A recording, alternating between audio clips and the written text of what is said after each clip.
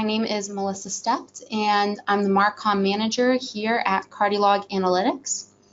And I'll go ahead and kick things off. Today's webinar is on how to boost adoption in Office 365 with analytics. So a bit of housekeeping first. This webinar is being recorded.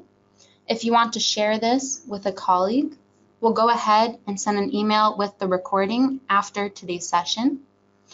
And of course, if you have any questions, please send them through the questions box within the GoToWebinar panel. And I'll leave some time towards the end for a Q&A. You can also connect with us on Twitter with the Twitter handle @Cardiolog. In regards to the agenda for today's webinar, we'll start off with a very short introduction. I'll talk a bit about Cardiolog Analytics and who we are. Then I'll go into a quick demo of Cardiolog Analytics to show you how analytics can help you boost adoption in SharePoint, Office 365, and Microsoft Teams.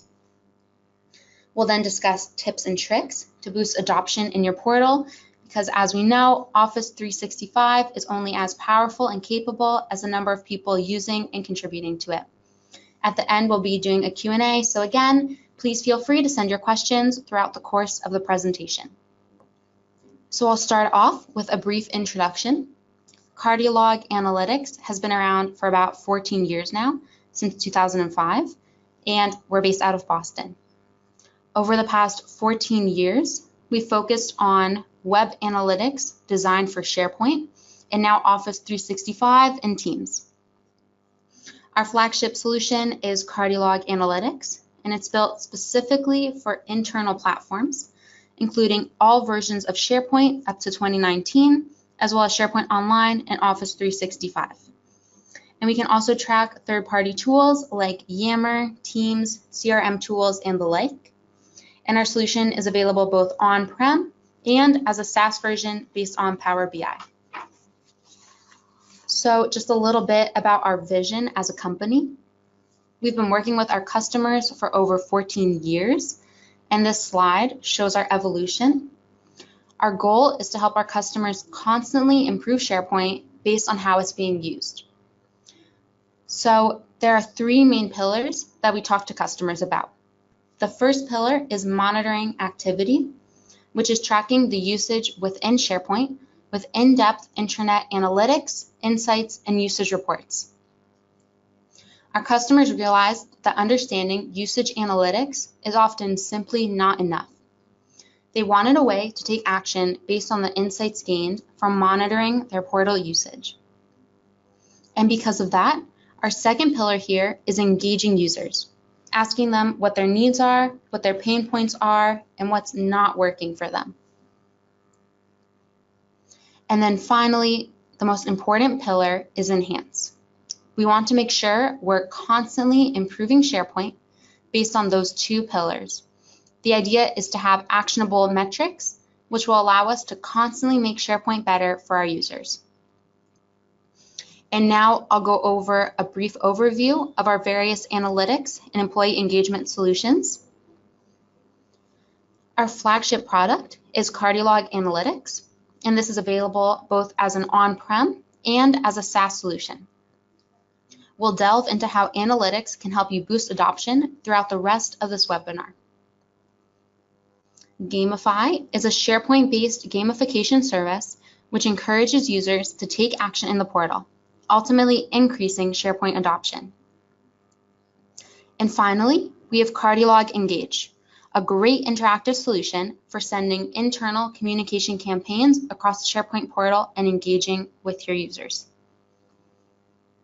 And with that, we'll jump right into Cardiolog Analytics. So when we talk about boosting adoption, one of the most important steps is to actually measure the current and past adoption rates. And this helps you to better understand patterns in your users' use of the portal and really define what your goals are for increasing adoption. And I'll go into this more later in the webinar, but having clear, specific goals is really essential in achieving your goals for boosting adoption. So starting off on this visitor adoption overview dashboard, we have a lot of data that really helps us to see those patterns of adoption.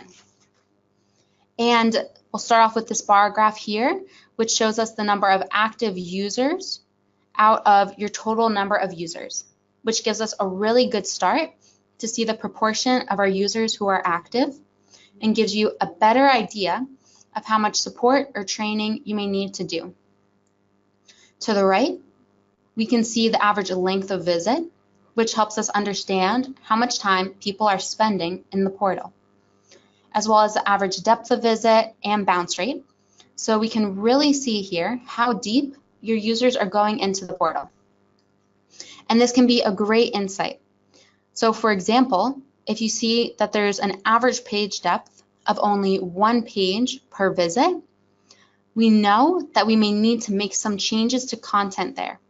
And like I said earlier, creating clear goals is really important. So for example, updating existing content can be one of our goals that just a quick glance at the analytics has helped us to define.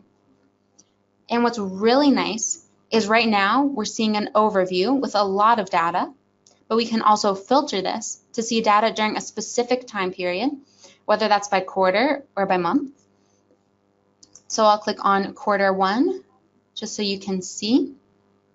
So here we can see that our data synced to just show us information from Q1 to give us an even more in-depth understanding of adoption during specific points in time. Okay, so now let's get into a little more detail of our active and inactive users. So here we can see our active versus inactive users split up by department. And instead of spending time retraining all of our departments on SharePoint, here we can see which departments have the most inactive users and only spend our training budget and time on those specific departments, like R&D and sales, as an example in our demo here. And if we want to personalize training even more, we can see specifically which users have the most visits, as well as which users have 0 visits. Oh. Okay, so here we see users with 0 visits, and then we know that these specific users need more training and support. And again, going back to measuring our adoption rates over time, here we can see how activity in the portal has changed in the past 2 years. And hopefully in your environment, you would see an increase here. And here again, we can drill down even more and see where that increase or decrease in our demo's case really started occurring, and maybe see if there was a new update or change during that quarter that led to this decrease in activity. And another helpful metric to track when you're trying to boost adoption is search. So I'll hop into that dashboard right now. Here we can see all of the things people are searching for in the portal and how successful they are in finding results for those searches. So let's click on the search term SharePoint, and we'll be able to see how many people are searching for something related to SharePoint. Okay, so we can see the search term SharePoint has been searched 632 times and by 440 people. And what's really interesting here is we can see that the average number of search results is 15, but the average search result position is 9.5. So on a list of 15 results, people are scrolling to the 9th or 10th result to get their answer. And even then, or maybe because of that, only about 50% click on one of the results. So this really shows us that people are looking for more information about SharePoint in the portal, and they aren't getting the results they need. And making sure people have support and guides to help them understand the portal and how to use it is another very important step in boosting adoption that we'll go over later. So here would be an opportunity to create another goal, which, like we said earlier, is really important in boosting our adoption. And our goal here would be to go through this search results list for the term SharePoint and see if any of the results are relevant. And if not, to go through and modify the existing content or create new content. And if the 9th or 10th result is actually helpful, we can also go in here and rearrange the search results list to put that result at the top. And this is just an example of one search term that we can go ahead and optimize to make using the portal a better experience for your users and get them to use the portal more. And I also wanted to quickly touch on portal resources, because that is, we'll see that another crucial step in improving adoption is to complete the transition over to a new portal. So we can see that right here in our demo environment, we're currently transitioning from SharePoint 2013 to SharePoint Online. And we can see the number of tree items that we still have left to move over to online. So this gives us a really clear view of how far along we are in our migration, which also gives us a big hint as to why people may not be adopting the new portal. If a majority of the tree items are still in the old portal, people are going to continue using it rather than adopting the new portal. So really finalizing that migration is an important step to get your users to adopt your new portal. And now I'm quickly going to jump into our new Teams Analytics dashboards to show you how you can boost adoption in Teams as well through measuring your users' interactions in it. So starting off here, we can see all of our current teams, or if we want to see data for a specific team, here you can choose which teams you want to report on. So I'll choose management, for example. Again, all of our data will sync to only show us. Here we're seeing messages just in the management team's specific channels, and we can really see what topics people are talking about in each of the teams or in all of them. And we can also see our top contributors, and we can sort them by if they're the most active based on starting a thread, channel messages, replies, or attachments. And this also helps us to see which users aren't using Teams to its full potential and may need more training and support. And now I'm going to head into our influential users dashboard for Teams. So here we have our influential users dashboard, and this really shows us who is using Teams the most. And again, this can be sorted by specific team and then by channel. And this is another big tip for boosting adoption, is finding out who your influential users are. So you can have a rotating top Teams users on the SharePoint homepage to really recognize and reward those users to encourage them to continue using Teams. And you can also reach out to them and invite them to share some tips or host a quick session explaining some tricks on using Teams to also motivate and support those inactive users. So that's all for our quick demo today. And now, as I return to the rest of the presentation, I'd like to invite you to submit any comments or questions you have at this point to the questions box in GoToWebinar. So for the rest of the presentation, I'm going to go over some tips and tricks for boosting adoption in your portal. So when you first set out to boost adoption to get the most out of your investment in Office 365, it's important to set clear goals, like I mentioned earlier. One way to be more specific with your goals is by setting SMART goals, which stands for specific, measurable, attainable, relevant, and time-based. So for example, you can break down our goal from earlier, which was to update existing content. And with the SMART acronym, you can create a goal like, we would like to update all of the existing content created in 2017 by the sales team by the end of the quarter. And you can break it down even further by creating shorter term goals underneath the main objective and having a time frame for each sub goal. My next tip is to complete the transition. Like we mentioned before, it's easier to adopt new technology when you have fully transitioned from your organization's old systems. By removing alternate solutions and making it mandatory to use the modern ones, adoption of the product will happen faster and be more effective. Encourage your employees to share ideas and documents in OneDrive, ask others questions via Teams, and look for items in Search and Delve to get users to fully embrace the entire Office 365 suite. It's also important to plan for adoption.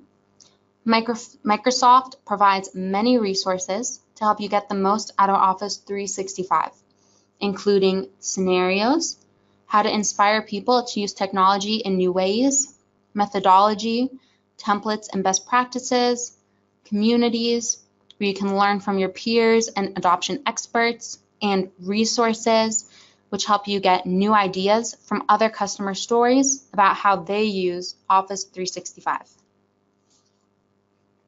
My next tip, like we went over in the demo, is to measure adoption.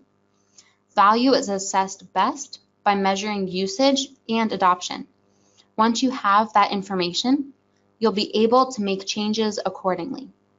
Analyzing usage reports, patterns, and search logs will show you what features users like and which they still haven't incorporated into their daily routines. Administrators can take this information and create new training plans to encourage users to integrate more Office 365 features into their workday. Driving awareness and interest is another vital step in boosting adoption. You can promote the product to your users to help them understand what Office 365 is and how it can be leveraged. And this can be done through activities such as scavenger hunts, competition, or trivia contests. My next tip is to guide understanding. To increase adoption, users need to be shown the full capabilities of the Office 365 features and taught how to use these features effectively. Organizations should provide guidance on what users can do in Office 365 and explain which features to use in different scenarios to provide context for the users. Providing effective support is another critical step that is often overlooked. There should be guidance and plans in place to ensure that there is sufficient support for end users. There are many components to keep in mind from the transitional efforts, for example, if you're in the middle of migration, to maintenance and management, such as site and review checklists, including checking your user searches to make sure they can find the support they need and are looking for within the portal, and these checks should be done routinely. Coaching and finding champions is an easy way to get your users excited about the portal. Identify champions and influencers and celebrate their successes. As I mentioned earlier, you can recognize your influencers by having a top 10 Microsoft Teams influencers board on the homepage. And when you do this, it will not only validate the high achievers, but also connect them to others who hope to do the same. It's a technique that can be repeated continuously to show appreciation for your influencers and to engage your other employees. And my last tip today is to capture feedback. Getting feedback is another simple method that produces high-quality results. Creating targeted polls and surveys to collect feedback will both engage users and provide helpful insights based on their experience. The more specific the questions are, the more helpful your results will be. Having polls incorporates bi-directional communication in Office 365 to allow you to better understand your intranet and its users. So we have a few minutes left until the end of our time today. Let's go ahead and I'll take a look at some of the questions. And if you didn't have time yet to send over your questions, feel free to type those now in the GoToWebinar panel. Okay, so I've got a question here from Rob asking about whether Cardiolog Analytics is available for on-premises or SaaS. And the answer to that is that Cardiolog is available for both on-prem deployments as well as SaaS. And if you have any questions about that or the technicalities behind that, feel free to reach out to us via email, and we'd be happy to have someone get in touch with you on that. And second question coming in from Julie, who's asking, how does Cardiolog collect the data? So that's done through a JavaScript tracking code that is implemented on each page of the SharePoint environment. So page tagging, so to speak. And I see Simone asked, are the filters customizable or preset based on the Cardiolog module? So in SaaS, there are some pre-made reports like the ones I showed you, but all of the dashboards are fully customizable and you can filter for whatever you choose you want to analyze in your SharePoint environment. And I see we have a question from Michael who asks how Cardiolog differs from out-of-the-box options. So I think the easiest way to tackle this is to send you a breakdown of the numerous reports offered by Cardiolog versus the kind of basic out-of-the-box reports that are offered by Microsoft. And beyond reporting, Cardiolog also offers collaboration and engagement tools like easy to design surveys and message bars to take it one step further. So I'll send that link to you, Michael. And if anyone else is interested in that, I'm also happy to share it. And I see my last question, which is from Rachel, and it's how do you set up Cardiolog SaaS? And so that's a really quick answer. You actually don't need any servers or databases to set it up. All you need is a quick installation of the add-in from the Office store. And we're just about out of time, so I'm going to wrap up our session today. As a reminder, we have recorded this webinar and we'll be sending out a recording tomorrow for you to share with your colleagues who are unable to attend. We invite you to visit us at cardiologanalytics.com to book your free demo or sign up for a free trial. And you can always tweet us at @Cardiolog. And for more information and helpful tips, you can check out our blog at blog.cardiologanalytics.com. For more information or questions, you can contact us at info@cardiologanalytics.com. And a huge thanks to everyone who joined us today and sent in their questions.